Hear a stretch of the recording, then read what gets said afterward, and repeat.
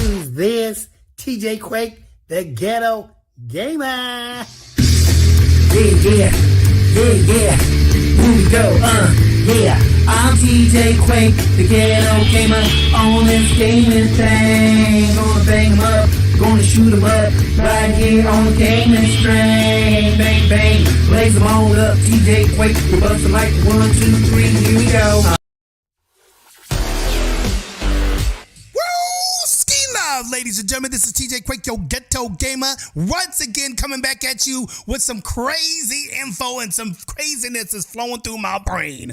That's right, I'm coming at you with some MMO flavor because we got a lot of MMOs getting ready to come out, you guys. So welcome to the show. This is TJ Quake's Ghetto Gaming, where I come in here, I talk about games, I stream games, you know, I do all kinds of things dealing with gaming and so forth. But now I'm trying to add a little bit more to it. I want to add some game news to the channel, not just always playing the games, but also talking about the games, giving you guys my point of view on certain things and whether it's a game that's worthy of even going for. And I'm just saying, just for something that's worthy of your time, not just worthy of your dollar, okay, but worthy of your time and whatnot. And that's what I'm about to get into today because you know, everybody's looking forward to a number of these video games or, you know, MMOs that are coming out. And Blue Protocol is one of these games that's getting ready to hit the scene. And everybody's like, oh, yeah, we got to get this cool, you know, anime gotcha game, you know,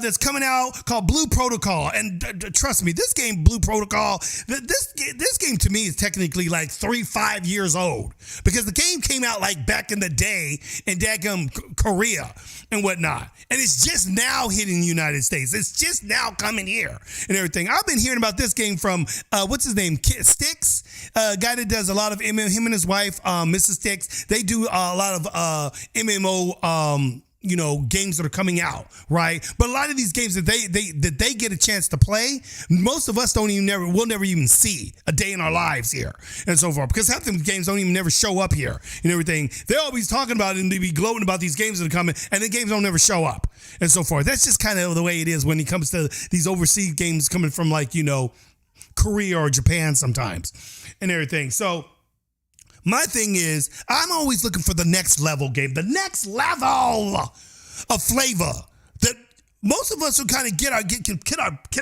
hands on and get a real good feel of some crazy, loving, destructive RPG rawness. And that's what I'm about. So sometimes every once in a while I want to just kick back, step back from the controller a little bit, and then talk a little bit about the games, because I got to play a lot of Tower of Fantasy, right, which is a game to me that I've been playing a lot, and while I've been playing the game, been telling a lot of other people, hey, you guys, this is a good game to, you know, keep you company, keep you going into this new game that's supposed to be the slam of all anime games called Blue Protocol coming to the scene, which is going to be coming, I think, next month actually and whatnot. But it's a game that I've been little bit by little bit been kind of starting to think, is this really going to be the one? Is this going to be the one that can actually take out Tower of Fantasy? Because, dude, I've been playing for Tower of Fantasy, and I'll show you some little footage of me, you know, on Tower of Fantasy. Like right here, this is a little bit of Tower of Fantasy, and then we're gonna get into some Blue Protocol. But this was a little bit of my experience, you know, with Tower of Fantasy. Let's go there right now, real quick. Check out little Tower of Fantasy, right? So here we go, little Tower of Fantasy. This was kind of like my intro to Tower of Fantasy, and where I was thinking Blue Protocol was going to kind of be, like, you know, upping, but we'll see. Let's bring this into the mix here real quick.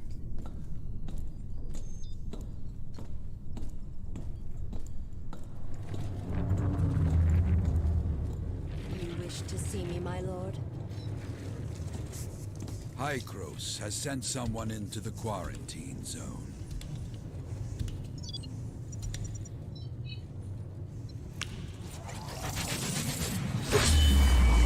Time to release the hounds. Time to release the hounds. I love the way this started, dude. Target signal lost. I can't locate it anymore. Careful. Something about this place doesn't feel right. And it doesn't. Here? Woo! Game already started off with a cool, badass little kind of story vibe. Look at the little water tricklets on the camera thing right there, because they're running through the water and shit. That was an extra nice little touch. Look at that thing coming at you, dude. Your heart be pounding. Please don't kill me. I don't want to be. Please, I don't want to be a biscuit. Yeah. So that was like at the beginning of that game right there, right? And I already had started talking about it a little bit over there. But this over here, this is our fun gaming flavor over here. Let's get into it. All right, and away we go, ladies and gentlemen. A bada boom, bada bing, bang, bang. Let's make it happen, shall we? Now, this was at the beginning when I started first playing the game. So far, what the game looks like, it's got a cool little vibe. It's got this cool little thing. I'm just kind of in this right here, just messing around with the movements, kind of seeing how the controls work. I'm using my Xbox Elite controller, so had to bring that sucker in here, and because you can use your keyboard or mouse, or you can use your actual controller. Yeah, and that was a cool thing too, because you was actually able to use your controller for this. So you could use your Xbox controller, PlayStation controller, whatever, and it would work perfectly fine with the game. To me, it was just like, oh, okay, well, dang, get it right. This is pretty tight, and the way the effects and your fighting effects and stuff when you fought things, just awesome. Look at the scenery in this. Dude, you get the same vibe, the same kind of animation that supposedly, Blue Protocol has. But I almost was even looking at this game with a little bit more, I don't know, more of a vibe as far as the look of it compared to Blue Protocol. Blue Protocol, it's got its thing. Don't get me wrong, it looks good, but sometimes in comparison, I was almost like, this, kind of starts unfolding right now as this is where where you're gonna start getting into, same kind of the actual game itself. I just thought I'd show you guys a little introduction of the game, give you a little familiarity of the game, let you see what it's how similar it is to like Blue Protocol in a way. Yeah, sure. Much better. And that's you don't get to do that sometimes because they do these sex character class things, Just make it to where a male can be that class or a female can be that class. I hate it when they gender lock shit. It's stupid. Yeah, that was one thing I had a problem with is the gender locking. Gender locking to me is just one of those type of things where it's like, can I choose a guy that does the same ability? That's the one thing about anime games. Sometimes I wish they would stop doing gender locking skills and whatnot. If I want the guy that does the freaking Hadouken punches and so forth, and the only way I can do the Hadouken punches is I got to go with the girl. That kind of like, come on, man, I want to play the dude that does. I want the dude that does that and everything. So yeah, that was one of my pet peeves, in regards to that. But I thought the game, the combat and stuff in the game was very interesting. The way you guys look at this, like this scene right here where you go into this thing right here, and it fly, and you can literally fly this thing. Now there was a scene that I had to do that was actually really cool. It was a battle scene that I didn't get. That's why I love my wife. I'm over here talking some smack on the other line, as you can see. Amongst other things, which I'm a man. What am I supposed to do? So get to some. That was kind of odd. What if I just want to use this character but use the spear staff? So I'm not sure if that's like something that you'll be able to, rectify. I'm not sure if that I'll be able to switch that over to my character or not. I got to play the game a little bit more because I only got to play a little bit of it, and it's just kind of giving you guys a quick idea of what the game is. I'll probably end up streaming this game, like I said, along with a couple others that I've been looking at. Like I love to stream the new Diablo game. Oh yeah, Diablo 4. It's going to be out this week. It's actually out right now for people that basically in this game, you guys, you got to do you got to get to switch your different weaponries, like double blades, pole weapons, arrow, bow weapons, sorcery, and it was done in a cool way where when you switch to a different type of character that used that as skill. It was very interesting the way they did it, but the way they involved you in the animation and the combat, as you can see, combat in this game was pretty cool, and you could take down creatures pretty quickly in this. You're gonna see differently in Protocol, Blue Protocol. The moves that you start off with in the game were just awesome. The animations were very fluent and smooth. I loved a lot of that, and the way they did it. And it was just, I don't know, the game. And look at the way the game looks. I think the detail in the game is even better than it is in the Blue Protocol one. And again, Blue Protocol is what we're all waiting to be playing. So, there's a little bit of that. Let me go here with this. Okay. So you're getting a little bit of the combat flavor there. You're getting to see a little bit of what I was enjoying about the game. I have other videos on it. I was just kind of showing you a little brief flavor of some of the combat. And this, you'll notice that the combat is very similar to what you'll see in Blue Protocol, but in my estimation, it was kind of the way you got to jump into vehicles. It immersed you into the not just the scenes that you got to play, right? Because you obviously when they would go to a cut scene and everything, and you're talking and everything to an NPC or something like that. It would go from that little cut scene to you immersing into the cut scene and so forth. And you'd be like, oh, dang, I'm playing. It's like, oh, okay, it was like that. That's how smooth it was. And that's one of the things I really dug about the game. So let me show you, though, what I really want to get down to, though. Let me get down to the real deal. Because this is what we're supposed to be. We're talking about Blue Protocol coming out. And this was supposed to be the Tower of Fantasy, okay, is the game that I was telling everybody, hey, you guys, play Tower of Fantasy right now. This is a good little, something you can play right now until Blue Protocol comes out, right? I was very new to Tower of Fantasy, and I was totally digging on it. Now, I'm going to let you guys listen to this guy here. His name is Cannon. He's talking about the goods and the bads about the game, but there was something that he said in his cons that really made me go, oh, hell no. I'm just like, what? Are you serious? Oh no, dude! Blue Protocol went to another level of negativity for me, and it's probably what's going to be the breaking point of whether I'm going to play this game, because they got a bunch of MMOs coming out, you guys. Blue Protocol is not the only one. We got some cool stuff. If you guys want to see something that's really crazy, check out Crimson Desert. Whoa, this game is going to be crazy. It's so realistic. It's so I can't even begin to explain this game to you. But there's so many others that are coming out. But let's go ahead and I want you guys to see something that may change your mind about whether or not if you're going to play the Blue Protocol. Because this right here, yeah, it did it for me. I'm going to play it right now for you because you got to see this and everything. This guy right here, he went on to talk about the cool pros of it.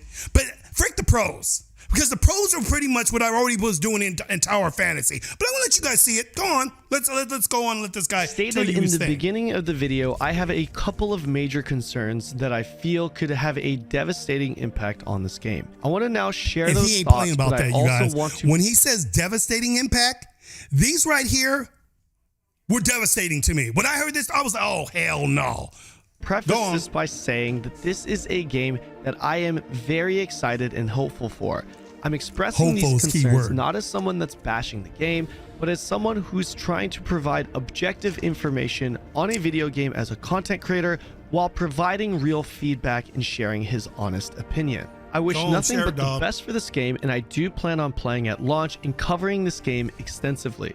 It's a great game with potential, but I feel the following information I'm about to share leaves me questioning whether this game will be a game that lasts the test of time. A lot of the game's success will revolve around its end game, which we are yet to see, but the gearing process and itemization for all MMOs is also very important, and we did get a preview as to how that's set up in this beta test.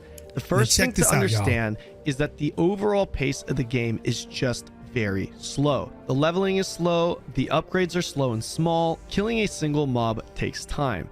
To To put things into perspective with an example, there's no passive regen in the game, meaning when you take 3 hits from a mob and you need to heal because you're at 25% HP, you'll have to find an actual campfire to sit and replenish your health at, because pots are extremely expensive and limited until level 10.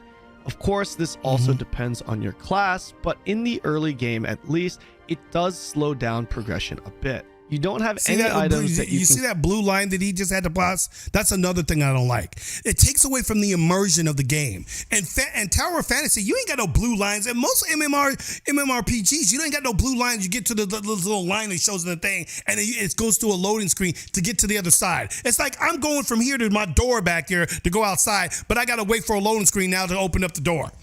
I'm like, what? And everything. Well, actually, technically, a lot of in RPGs, I'll give it this. When you do kind of go into a building, yeah, you're loading to a screen sometimes. But to just go across the street, I'm going across the street to go to my car. I gotta load into a loading screen. Nah, okay, but go on, bro. Consume like food and WoW that will replenish this health either. You also have to be very careful with what you're spending your gold on, what upgrades you're actually making. Messing these things up may not necessarily ruin your character forever, but it can and will set you back hours. If you're thinking, well, that's only until level 10, know that it currently takes 4 to 10 hours just to hit level 10. I should say, however, after finishing the main story quest line, every quest suddenly gave 10x the experience, allowing the journey to level 20 to be significantly faster.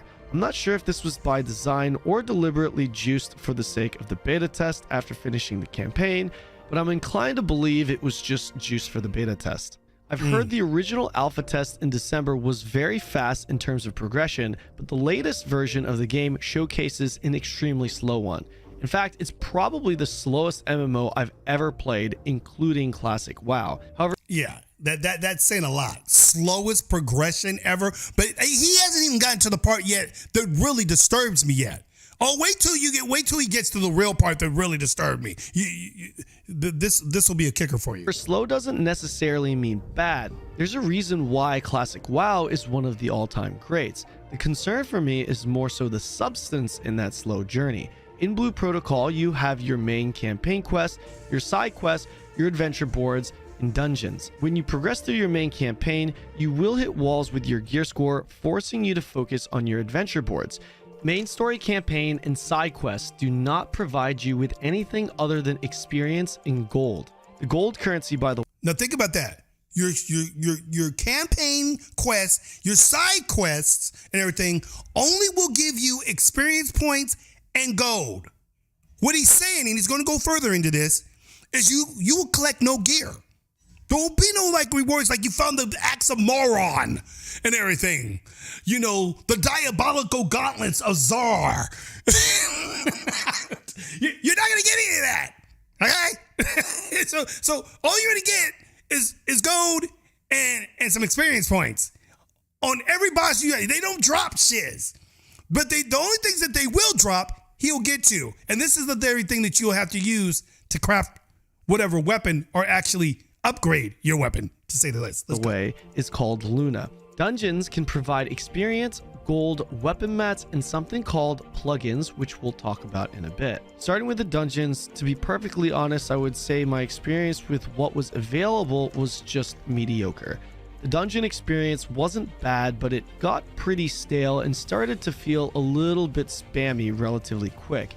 I will say though, you shouldn't look too much into this because these are just level 10 to level 20 instances. Next, we have the adventure board, which is essentially an adventurer's journal with a series of missions that you'll complete for rewards, specifically gear recipes and crafting mats. This is your main form of progression in regards to your actual character power. Completing these boards will unlock new gear recipes along with some mats to craft them. They also sometimes provide passive bonuses that increase the amount of rare jobs you get from specific mobs. This can be pretty significant considering what I'm about to tell you, so keep this on the back of your mind. All gear is crafted via an NPC in Blue Protocol. These missions... So meaning nobody gets to... There's no crafting yourself. You can't craft your own weapons. There's none of that. So if you guys are into crafting your own weapons, go to your homie and say, hey man, can you craft that new weapon like you could do in Elder Scrolls Online? Yeah, there ain't gonna be none of that. Missions always consist of the same type of objectives, which is to kill X amount of mobs, obtain an X amount of rare mats from a specific mob that drops it at a low rate, gather X amount of resources, obtain an X amount of rare mats from harvesting a resource that has a low chance of dropping. The problem is that the drop rates of these rare mats are extremely low. It took me over an hour just to go from 4 out of 9 to 5 out of 9 in the quest tracker. It got to the point where I was thankful if the mission objective was to kill 60 mobs and not collect 5 rare drops. If I had to guess, I would place the drop rate around maybe 1 to 3% tops before any loot rate buff based off of my own experience and feel. You know it's bad when your Twitch chat begins to question whether something is bugged or if you're even farming the right mob. Yeah, that's not good. That means most of these people are rarely getting the materials that they need to upgrade their weapon, which is the only thing you could do to upgrade your weapon. You need these mats, you need these materials that you got to go and gather, and you can only get these certain drops from these creatures that you fight against that hardly ever drop anything. Go on, bro. Speak on. So if we were to streamline this, you're doing your campaign and side quests for the purpose of Luna and experience.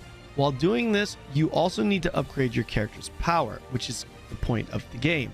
This is done via the adventure board because the game doesn't give you any gear or power via drops or quest line. On top of this, the dungeons will also contribute to your mat farm specifically for your weapon. All of the gear in Blue Protocol is crafted, and in order to craft those upgrades, you'll complete the missions from the adventure board, which will take you hours to complete. And the upgrades you do get outside of your weapon will boost your gear score, but you won't really feel significantly stronger considering the small amount of stats those upgrades provide. Keep in mind, we're not just talking about mid to late game here. We're talking about levels 1 through 10 as well. So basically, he went through all that shit. He went through hours of work to upgrade his weapon, and when he finally was able to upgrade it, okay, here's layman's term for you, layman's terms, okay, it upgraded just by a little bit of percentage, everything. So to get it going again, you got to go back out there again, do the same thing all over again, repeating fighting these little mobs and everything, just so that you can start getting your weapon leveled. Oh, but wait, it gets better. It gets better. The single biggest issue to this progression path is not actually the amount of time it takes you to level up. It's the tasks that you have to complete to upgrade your gear. Another problem is that the adventure board doesn't even always provide you with all the mats needed to craft your piece, meaning I had to continue farming the mob anyway, and the board was only providing me with a few mats to contribute to my craft. So let's say you've now just killed 300 mobs to craft your piece.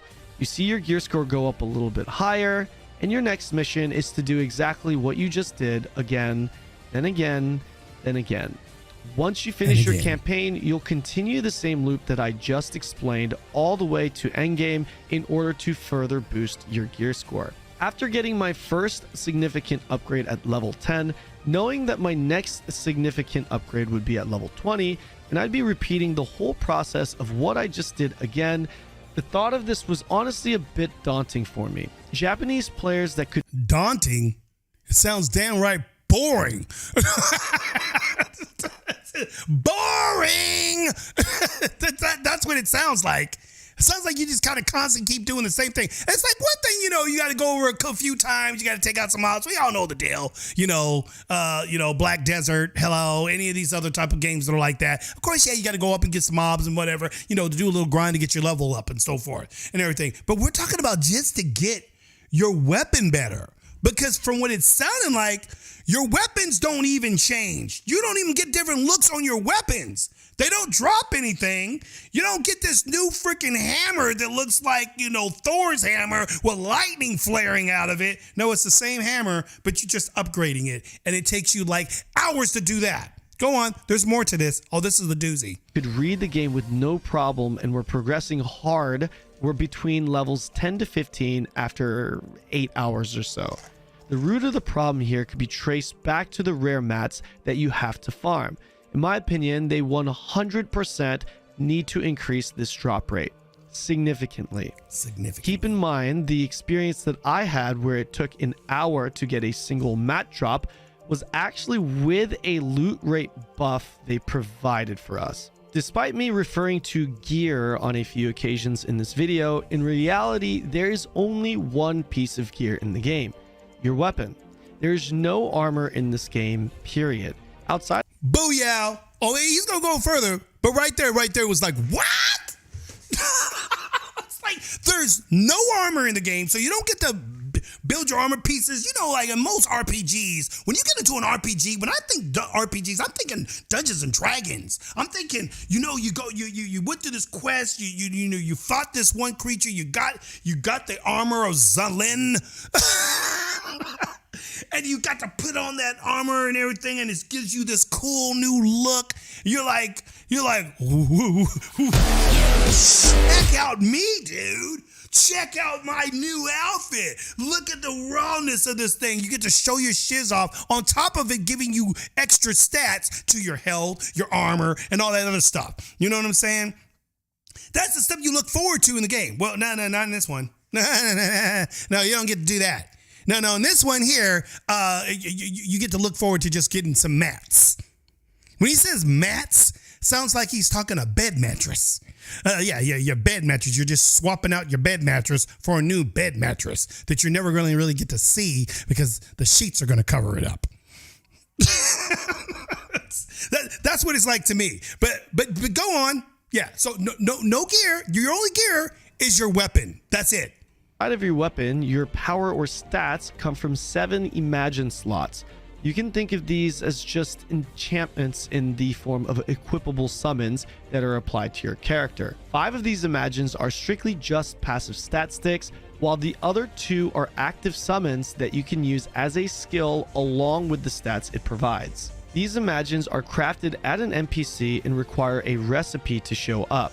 These are the gear recipes I was referring to earlier that are obtained via your adventure board missions. Once unlocking the Imagine recipe, you'll be able to craft them with mats that you'll farm from mobs and life skilling. You can also obtain select Imagines as rare drops from certain mobs or field bosses, but you'll be mainly getting these via the adventure board. Every single Imagine will require at least 2 rare drops from a specific mob or resource to craft. Meaning in order to upgrade your character by equipping a new Imagine, you'll have to go through the same process every time. Grind mobs and gather resources until you receive all the mats needed to craft that item.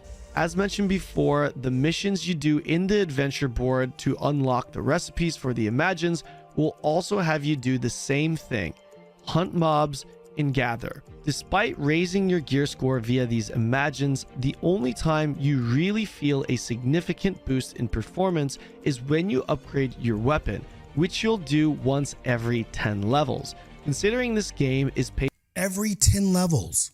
Think about that. You got to go 10 levels before you can even upgrade your damn weapon to make it do something better, or even if it even look better or something like that. You got to go 10. So imagine if you try to switch off now to another type of weapon and everything. You know what? I'm done using axes. I want to use the bow now. I want to be able to use the bow. Well, you're going to have to do that same thing. You're going to have to not only do you have to level yourself up, but you're going to have to level up the weapon. So the weapon's got to get leveled up to level 10 and everything. So when you level it up to 10, which is going to take you hours to do and everything, like he said, it took him just 1 hour to get just one drop, one mat drop and everything. And some of these things you need like 4 or 5 mat drops. Think about that. So you got to just constantly go over it and fight these things, dude. I mean, enough said to me. Okay, I'm just, enough. Everything. I'm just like, really? Oh, okay. Wait. We'll just give him just a little bit more. We'll give him a little bit more.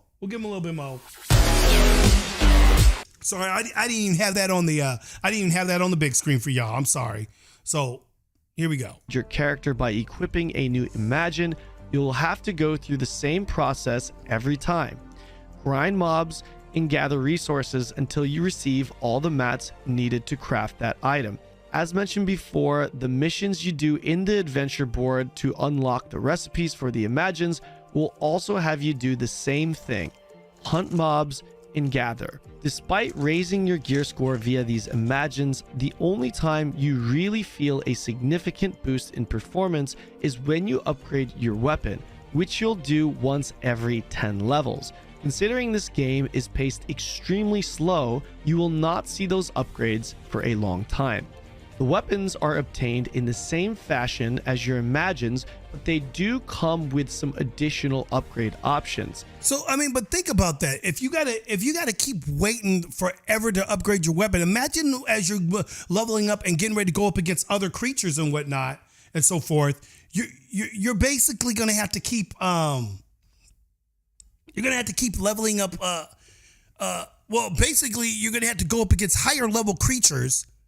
And those higher level creatures are going to be even harder than the lower level creatures. And you still got these rinky-dink weapons. They ain't doing that much more damage and everything. But you're fighting up against creatures that are like now another 5 levels above and everything. And your weapon still isn't there. Like you level 5, now you fighting level, or say you're level 15, but now you're fighting against level 20, creatures now. Because you're at that midpoint. Or you're level 15, but your weapon is still at level 10. You're fighting against level 15 creatures. That's what I meant to say. So you're fighting against level 15 creatures, and your weapon is still a level 10. So if it's still a level 10 and it only got that one upgrade to give it a little bit more damage and whatnot, what's that mean when you go up against these other creatures that are like now 5 levels above what your weapon is capable of putting out damage on? These guys got freaking hit points now. It's going to take, 15 times more hours to get through. I'm just like, dude, no. I ain't trying to do all that, dude. That's ridiculous. And so forth. It's like, come on now. It's like, I'm like, no, man. I want to be able to. I want to be able to get in there and make the shits crack. I'm trying to start getting to the point where I'm like, feel like a badass. But you ain't feeling like a badass if you're always going to be like 5 levels behind the creatures that you're fighting against. Not with your level yourself, but with the weapon of your weapon. It's like, I had a butcher knife, right? I got a butcher knife, and I'm right now I'm just fighting dogs. I'm fighting dogs. But so the butcher knife was good enough to fight the dogs, but now I'm fighting against a daggone werewolf. But I still got the freaking butcher knife, though. My butcher knife hasn't moved up to a sword. And so forth. So now I got to fight this thing. A sword, a silver, and you need silver, so you need the sword, the blade to be silver to take out the werewolf. Well, I'm still using a butcher knife. I was like, how the frick is that going to work? But that's the way they're doing. Now, from what it sounds like, he says this was beta and everything. Maybe this is just something that they were doing in beta, and they just purposely made you kind of do stuff slowly, and they just made drops come out slowly, so you just kind of have to kind of go through the roughness of the game. I don't know, but if they're planning on doing what he says that they're doing right now when the game launches, dude, hell to the mother flipping no, I'm going to be playing. I ain't going to get this game, dude. Tower of Fantasy is way beyond that, and in my personal opinion, Tower of Fantasy, animation-wise, I like the character drawings on Tower of Fantasy better than Blue Protocol. I'm just gonna be real and everything.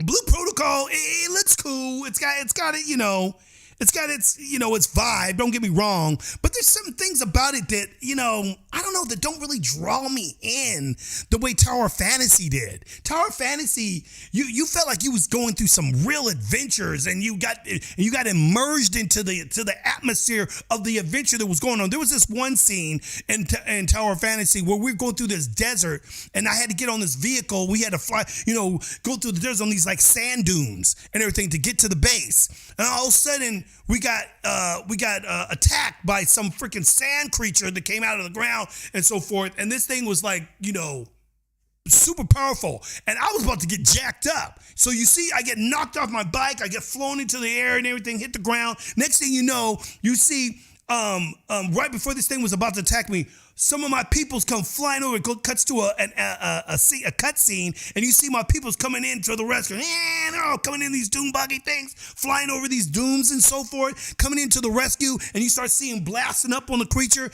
Then it brings you right into the fight as well. You're right back into it. It's like, oh shit! So you're back in there. You're doing all this good. You got all your people fighting along with you. Man, it was like a freaking action adventure movie. I was like, dude, this is the shiz. I'm digging. This was fun. I was like, okay, this is what this game's doing. Okay, it's bringing me to another level. It's immersing me into the game, and so forth. So far, I don't see that with Blue Protocol. I don't see that yet. You know, I've seen some battle stuff. That's cool and everything. You know. Some of their animation, you know, their fight things ain't no different than Tower Fantasy. People, pick up Tower Fantasy. It's free to play. Check it out right now while you got a chance. Play that game. Play that before Blue Protocol comes out. And then compare the two when Blue Protocol comes out and everything. I'll probably try Blue Protocol because it's still going to be a free game. So you can get on there, check out Blue Protocol, see what the dealio is and everything. Just kind of mess around with it. Just kind of see, you know, I have to get my little review on it. So I'm going to have to check it out just for that and everything. But so far, what I'm hearing and seeing, it ain't really impressing me, dude. I mean, don't get me wrong. I had big hopes for this game. This game looked kind of cool, you know. And before I even actually saw Tower Fantasy, we had to wait so long for this game to come out. Tower Fantasy came out, and I was like, oh, what's this game? Looks kind of like that Blue Protocol game. Let me check it out. I was checking it out, and I'm like, hey, this is cool. I wonder, is Blue Protocol supposed to be, they're saying Blue Protocol is supposed to be better than this. Yeah. I don't know about that so much, ladies and gentlemen. I really don't know about that and everything. Let's give this guy one little bit more and see what he says, and then, you know, I'll call it. But this is kind of like, really? Okay. The itemization here I'm about to explain is my other main concern with Blue Protocol. You can apply what's called a plugin on your weapon for additional effects or stats. You can look at these as just gems applied to your weapon. These plugins can be slotted in accordance to how many sockets you have on your weapon, just like gems. The plugins can also roll from a 1-star to 5-star, 5-star being the strongest. The sockets you have on your weapon is also an RNG roll when crafting your weapon, and you can have anywhere from 1 to 4 sockets. When crafting a weapon, if you roll a great success, you'll have 2 to 4 sockets on that item. At the current endgame during the beta test, you'll continue to recraft your weapons in hopes that the next one will have the max sockets.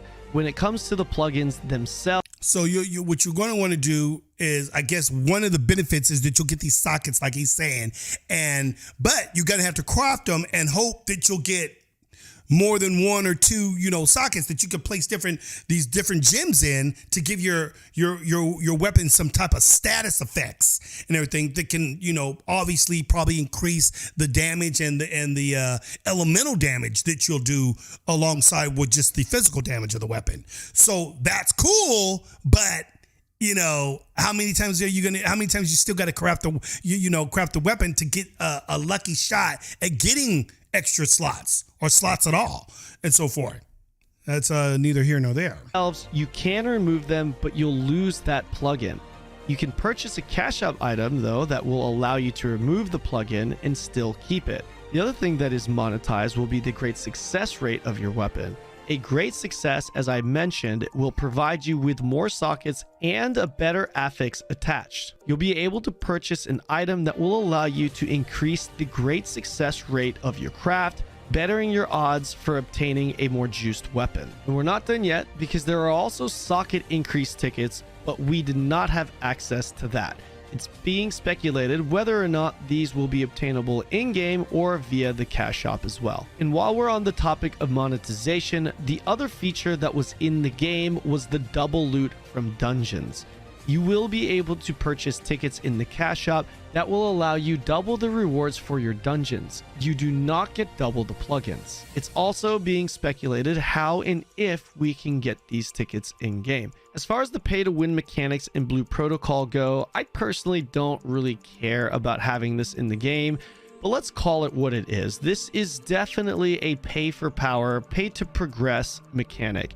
I know this will stir up the debate of what the definition of pay to win means again.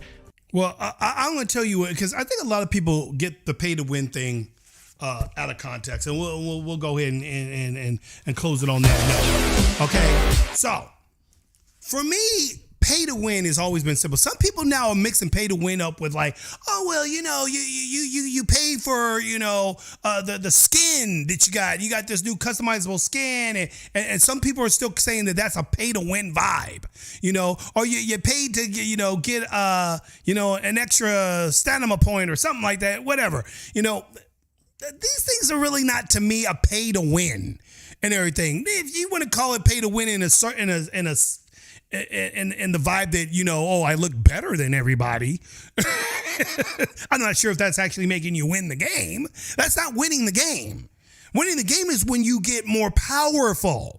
So if the only way I can make my sword become, have this cool electric glow, and that electric glow, if I point it at somebody, they get blinded by it and so forth. And the only way I can do that is I got to pay for it. That's pay to win to me and so forth. So this guy had money to go and buy that freaking cool thing that blinds you for, 5 seconds and so forth. But the guy over here, he'll never get that because he doesn't have the money to pay $20 for a new upgrade. Because, dude, daggum skins alone nowadays, they trying to charge people 10, 20, 30 bucks for a skin. For something that you just get to see only when you turn on the damn game. I don't give a flip about that shit, dude. That's why most people don't buy the skins.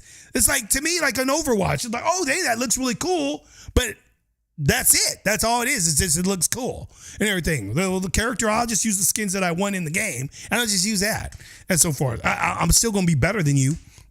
Just because your guy looks cool doesn't mean that your skills got better along with your cool look.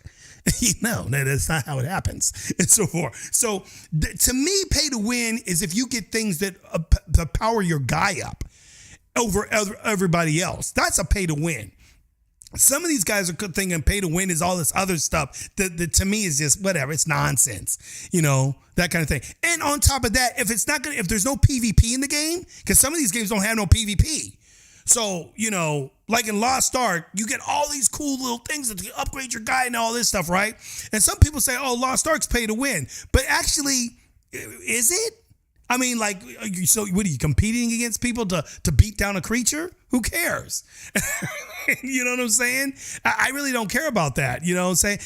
Where it would matter is if in the arena mode, where you get to fight people in the arena, and that's the PvP mode that they have, where you can go and compete against other people and their abilities. Well, when you do that, they don't allow you to use any of your upgrades, your armor stats, any of that stuff. Everybody starts off equal field.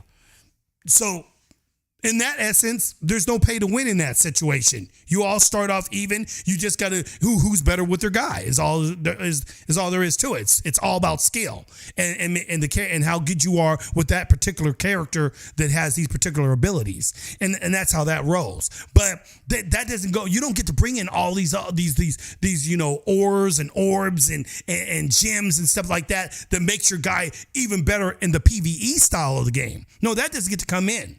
And so forth. So people, pretty soon when you play the PvE portion of the game, you'll probably start putting in a little money to get your guy, up there a little quicker. And some people call that pay to win. Well, I guess pay to win the game, but it's not pay. Pay to win for me is when I'm competing against somebody. If I gotta pay money to compete with Joe Blow over there, because he's got the shield of Armor and everything, and I still got the shield of Zip. And everything. I want to get the shit. I want his shiz. He's got that show. No wonder I can't penetrate him. How can I get that? Yeah, you're gonna have to go to the store over there and get the the new bundle pack. Yeah, the bundle pack. Oh, really? Well, how much is that? Is it like $5? No. It's it $10? No. It's $25. And for the extreme bundle, it's $35. What? Some of these motherfuckers doing Call of Duty, they got these bundle packs, man. You get the battle pass. Oh my gosh. How much of those battle passes do? Like $25 on some of those battle passes? And everything, these battle passes on Call of Duty, I'm just like, so what? So I can get but what I don't like about it is they're including the brand new guns that come into Call of Duty. Oh yeah, you got to get the battle pass now, but I got to pay $20. You already paid $70. $70. Okay, for this. You paid $70 for this daggum freaking game. They want you to pay more money. Oh, pay $20 here, pay $30 there. Oh, if you want the big bundle pack, that's $99. What? Are you kidding me? Who the hell's gonna pay for that? I'm not paying for that shiz and everything. But if you want to get one of the newest guns, like there was a shotgun for the longest time in the Battle Pass 2 that came out. What was it? A few months back and everything. They got the new one. This on Tier 3 Battle Pass. Well, Battle Pass 2, you want to get the new shotgun. It was like a semi-automatic shotgun, and this I think it was a new auto rifle, assault rifle. Couldn't get them because you had to get the battle pass. And the only way you get the battle pass is you got to pay $25-$30 for that sucker. Everything. So I already paid you $70. Now I got to pay you another $35. And you guys going to keep doing this every time you come in with some new weapons and shit? I ain't doing that shit, dude. And so forth. Nah, that's pay to win to me, because some of these weapons are way better than some of the weapons that they had already in the game. On top of that, Call of Duty has like all the daggum characters, right? You when you first buy the game, you got a whole bunch of characters, right, that you can choose from. But guess what? On both sides of the coin, there's the characters on this side that is the DMZ guys and these guys over here. Well, on this side over here, you only get 4 of the characters unlocked at the beginning, like 3 or 4 of them. On this side over here, you only get like 3 of them. And then there's like 20 more other characters. They're all locked. Guess what? You don't get none of them until you buy the battle pass. So I paid you $70 for characters that you already have in the game. I got to pay you another $25, $30 just to open up some of these characters. No. No, mother flip. Now that would be okay if they didn't pay, if you got to play Call of Duty for free, like if it was a free, because the only games I think that it's cool for them to, have to put some money where, you got to pay for certain little knickknacks to upgrade this or get little new skins, are the games that come out for free. The games that you get to play for free. Those guys I understand because they got to make their money somewhere. Call of Duty, the mother flips that make Call of Duty, they already made their money, dude. $70. Some of these games, some of the games, if you want the full battle pack thing, you got to pay $99 for it for Call of Duty. I'm like, damn, this is how much games are costing now, $70 and everything. Pretty soon, what are these things all going to be like $150 for a game? And then you're going to still have to pay to upgrade your game. I'm like, are you sick? That's the reason why everybody wants to play free games nowadays. That's why the free games are the way to go. Because the free games, if you are paying for something, at least you're paying for it because you want it and everything. It's something it's something that's like, it's going to make your guy look cool or whatever the dealio is. Call of Duty, all it is some skins, or your weapon does a cool, different, new effect on the weapon or something like that. So that to me, that's pay to win. Okay, that's what I don't like about those type of games. I ain't paid a dime on freaking Call of Duty. I ain't paying that money for that shit, dude, and everything. And just found out that the shotgun that I wanted in the new assault rifle, well, when they came out with the new battle pass tier, those guns became free. So just to give you guys a little hint, when these new battle passes, if you are playing Call of Duty and so forth, wait for the next battle pass to come out, and then you'll get those weapons that were locked to you before. Now you can get them for free now. You didn't have to pay for them. Just hint. on that subject, you guys, and so forth. But this game here, Blue Protocol, it's got its vibe. It looks cool and everything. But my personal opinion, you guys, play some Tower Fantasy and everything. Check that game out. And then when Blue Protocol comes out, because you will be able to play it for free and so forth, go ahead and play a little bit of Blue Protocol and compare the two. I'm just going off of what this guy telling me already. And already I'm like going, what? It sounds too much of a grind. And so much, too much of a grind. And you don't feel like you're really accomplishing anything. Your guy doesn't get to change. You don't get no new armor. No armor. Yeah, no armor, you guys. You just stay in the same skin that you always. You don't get no new stats with that and everything. So I don't know how you level up. I guess when you level up, you just get more hit points. That's it. Let's see what else this guy's saying towards the end of You'd this. be ignorant if you don't believe that this will be considered pay to win amongst many people, regardless of how you may view it. Personally, I think it's moderate and tolerable at the moment. For me, the actual process of gearing up, upgrading your gear is honestly just a bit lackluster. Regardless of the cash shop elements, in order to upgrade and or craft your gear, you'll have to continue to farm mobs and harvest the materials. And while you can absolutely argue that that's the same principle for other MMOs. Oh, and another thing, if you guys missed this on the beginning, what he was talking about, because you get jacked up quick in this game. Like the mobs, just the regular mobs, will knock half of your hit points down on like 2 to 3 hits and so forth. And there's no things like, most times you get edibles, you get some health things, a potion or whatever it may be during your quest. You might put a couple of those in your backpack. So when you get hit, you can take some of that stuff to heal yourself. Oh, no, not in Blue Protocol. The only time you're going to be able to heal yourself unless you got a healer with you, or you go and sit down like this girl is right now at this little campfire, and you got to sit there and let your health rise back up. So after your first little, maybe 2 guys that you fought that are just regular little mobs, oh yeah, you're going to be sitting down and trying to get your health up. It's stupid. it's absolutely stupid and ridiculous, and I ain't with it, and so forth. I'm sorry, but no. Blue Protocol so far doesn't sound to me like it's going to be one of those games that I can really honestly get my grit into. Most of these guys, if you notice some of the characters when you see them fighting and some of this here, they all look the same. They all have the same armor, the same look about them. The only thing is that maybe their character, when they made their character faces and stuff look a little different. But they all wear the same armor, the same stuff. Ain't nothing gonna change. They all gonna look like the same shiz. I'm like, come on, man. I want some diversity up in this shit. I want to see what my character looks like as he progresses on down the line and whatnot. So that's what I got to say to you guys on this one, you guys. Blue Protocol getting ready to come out. If I was y'all, I would check out some Tower of Fantasy before you play Blue Protocol, and then play both those back to back, and then see which one is better to you. Because to me, I don't know, dude. And they got Wayfinder coming in. They got a bunch of other MMOs that are getting ready to come out. Wayfinder, I've been hearing a lot of people talking good about the game. It looks all right to me. But, we'll see. We'll see what the vibe of the game is. There's a number of ones. The one I'm really looking at for you is Crimson Desert. If y'all don't know what that game is yet, go check out Crimson Desert. All right? Check out the trailer on that bad boy. Check out gameplay on that bad boy. It's going to blow you away. This game looks freaking awesome and everything. I'm just like, dang, this is what they coming to. Oh, why can't this be a game that's releasing right now? We still got to wait on that one. So, that's my little flow on this right now, you guys. Blue Protocol.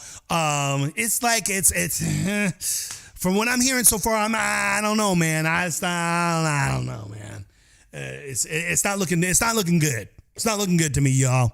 I don't know if this is gonna be one that I'm gonna be picking up and everything. I might have to check it out just to get a review on it. But I'll probably play it for about a couple days and I'll be done, and that'll be it. I won't even play the game. That's what'll happen. I'll just get rid of the game. So forth. So anyways, you guys, this is TJ Quake, yo ghetto gamer, and we, as you guys all know, I come here, you guys, during the week, mainly on the weekends and so forth. You'll see me streaming. You can check me out on Twitch.com, or you can check me right here on YouTube. On TJ Quake's Ghetto Gamer, the Ghetto Gamer on YouTube. If you like what you see, you like what I bring to you, please like and subscribe and share the video. We want to get this love out there and help a brother out. All right, y'all. So anyway, I'm your brother TJ Quake, and may the funk be with you. I'm out at 5,000. You know how I do. Yeah. Here we go. I'm TJ Quake, the ghetto gamer on this gaming thing. Gonna bang 'em up, gonna shoot 'em up, right here on Gaming Strang. Bang bang, blaze it on up. TJ Quake, we're busting like the 1, 2, 3. Here we go. Let's get into this, y'all. Yeah. TJ Quake, the Ghetto Gaming Show.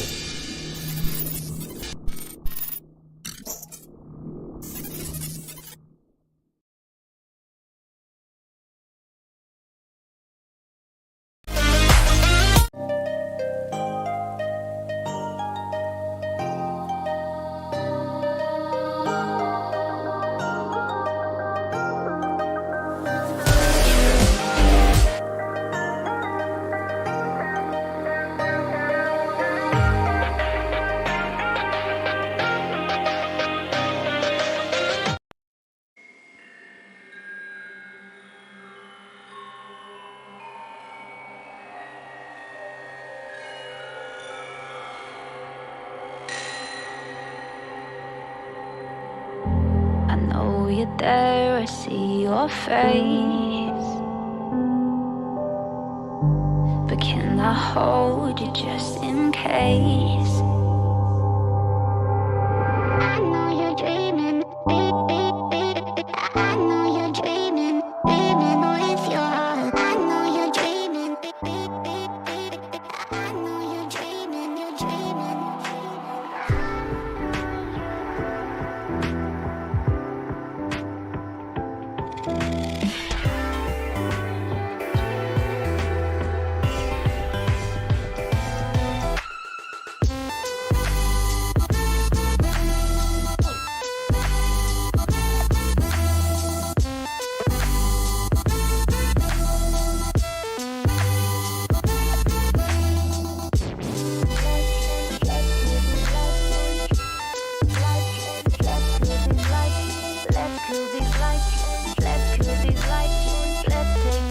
Run away to Mars.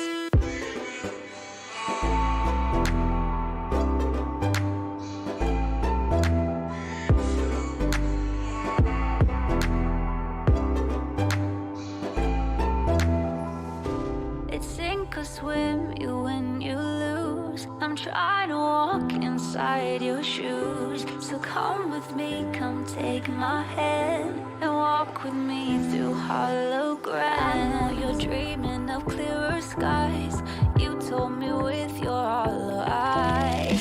Let's kill these lights just to see the stars. Let's take a trip, run away to Mars.